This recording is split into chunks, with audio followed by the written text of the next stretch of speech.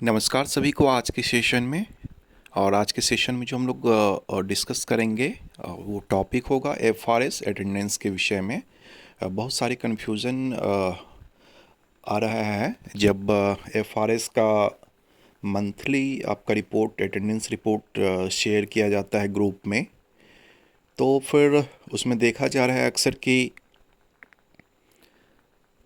यदि 30 दिन का यदि मंथ है तो किन्हीं का 25 दिन आता है प्रेजेंट, 5 दिन अब्सेंट आ रहा है, किन्हीं का 18 दिन आता है प्रेजेंट, रेस्ट अब्सेंट आता है। तो इसका क्या क्या कारण है और इस कारण को हम लोग कैसे दूर करेंगे, इसके विषय में हम लोग डिटेल चर्चा इस सेशन में करेंगे।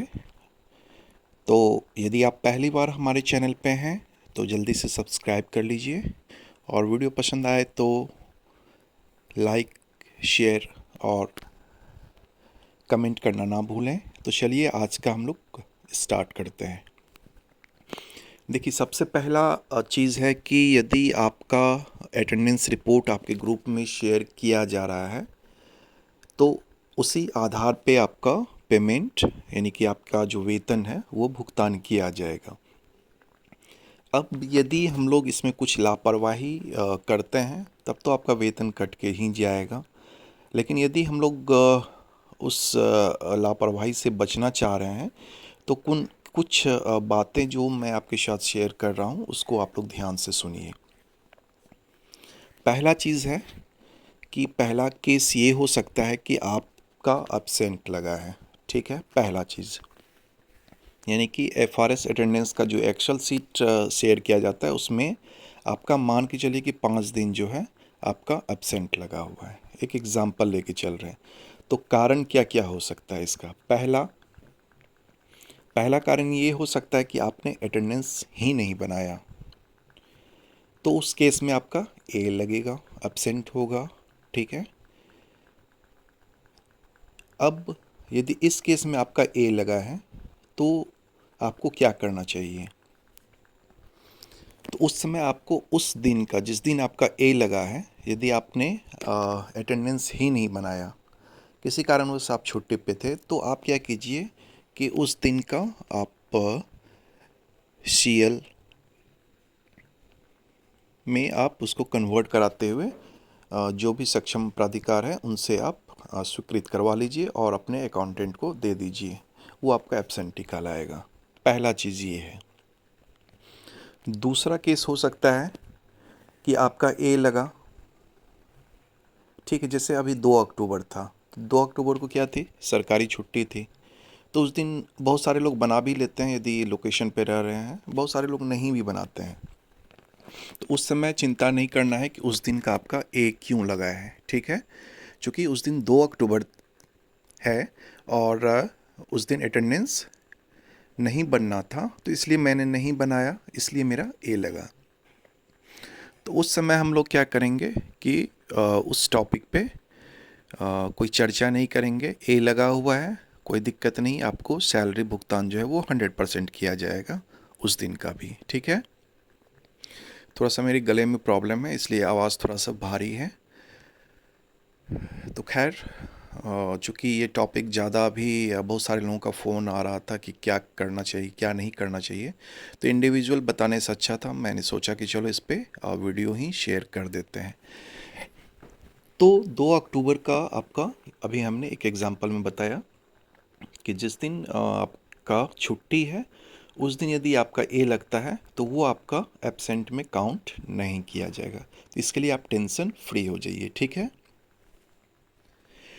तीसरा चीज़ हो सकता है, आप मान लीजिए कि 2 दिन आप जो है लगातार एब्सेंट है, तो उसका भी वही चीज़ है कि यदि महिला कर्मी है तो वो एसएल के लिए यदि आवेदन दी हुई है तो उसको एसएल में जो है वो कन्वर्ट करवा लीजिए, स्वीकृत करवा लीजिए, कोई दिक्कत नहीं है, आपका वेतन दिया जाएगा।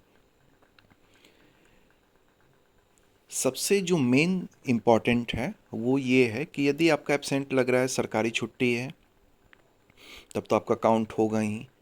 आप छुट्टी लिए हुए हैं, आप यदि उसको स्वीकृत करवा लेते हैं तब तो आपका वेतन मिलेगा ही। लेकिन सबसे जो मेन चीज़ है, जो अक्सर अभी देखा जा रहा है, जिससे लोग काफ़ी परेशान भी हो रहे हैं, कि आज हमने अटेंडेंस बनाया, ठीक है, और मेरा रिपोर्ट आ रहा है कि हम अब्सेंट हैं, ठीक है।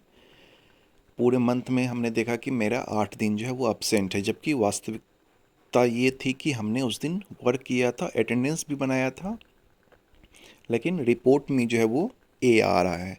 तो उस केस में हमें क्या करना चाहिए?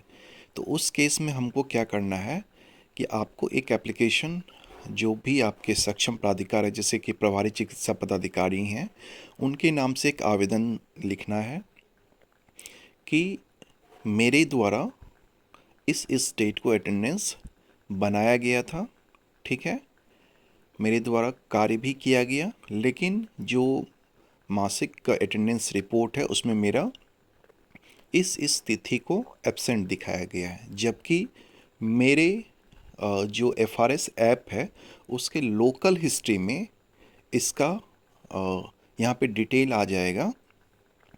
तो लोकल हिस्ट्री में ये अटेंडेंस बना हुआ है, श्रीमान के द्वारा इस चीज़ को देखा जा सकता है।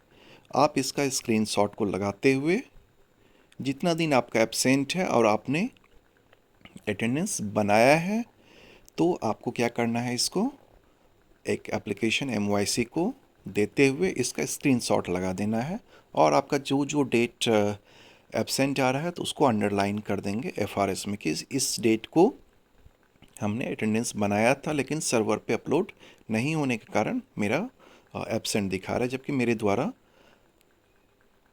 एफआरएस ऐप पे अटेंडेंस बनाया गया। तो इसके लिए आपको प्रूफ देने की ज़रूरत पड़ेगी। तो यहाँ पे आप ये प्रूफ दे सकते हैं।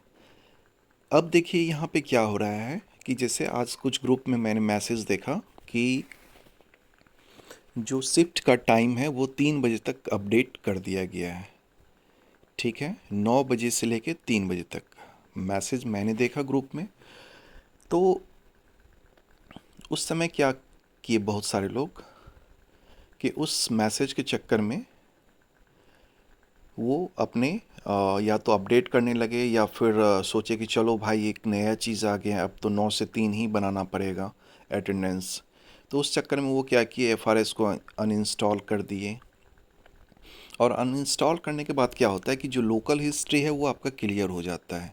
यदि वो सिंक्रोनाइज़ कर गया है तब तो वो आपका दिखेगा, यदि आपका सिंक्रोनाइज़ नहीं किया है तो आपका वो अटेंडेंस जो आपने एज ए प्रूफ रखा था कि हम इस चीज़ को सबमिट करेंगे एप्लीकेशन के साथ, तो वो आपका यहाँ से क्लियर हो जाएगा। तब तो आप कोई प्रूफ नहीं दे पाइएगा।